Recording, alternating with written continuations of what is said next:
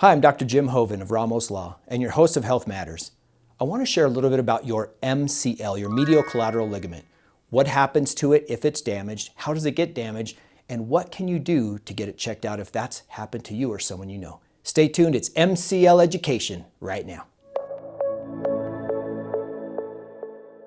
The medial collateral ligament is one of the most often injured ligaments within the knee. Now, if you go back to some of the other videos that we've done and understand what ligaments are, they are really tight bands of fibrous tissue. They're not meant to be stretchy. They're meant to be supportive.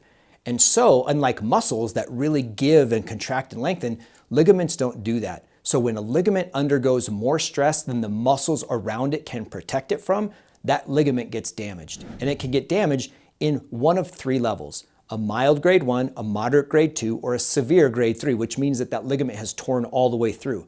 But no matter which grade ligament tear that you have, make no mistake, there is a small degree to a great degree of tearing that's happened typically because of a trauma or multiple small traumas to the same area.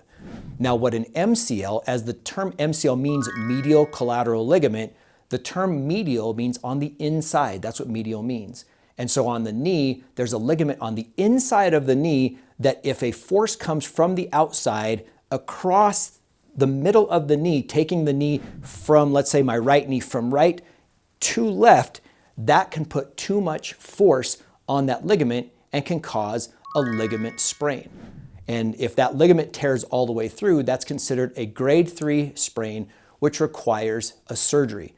Now, we can also rebuild the ligaments if they're not too badly torn by rebuilding the muscles. We can put E-stim around there, we can do acupuncture, we can do all these things to reduce inflammation in the knee around that area, and then build up the quads, the hams, the calves, even some of our core to help our core become stronger along with our knees so that we can rebuild after having a knee injury. But to know what the proper treatment is, it's critical that you see someone who's qualified in working with ligament tears in the knee. And again, there's lots of providers that do that. You'd want to check that out to make sure that they have experience and history and training on working with knees, but it can range all the way from conservative up to surgery based on what's going on with you.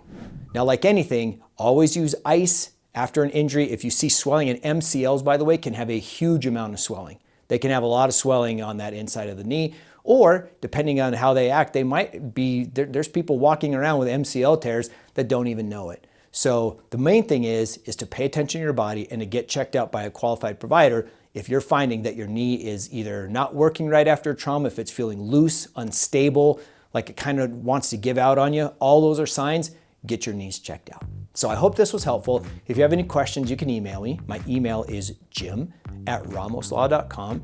And if this has been helpful, please share it. I would really appreciate it. Thank you so much for giving us some time today. And always remember, your health matters.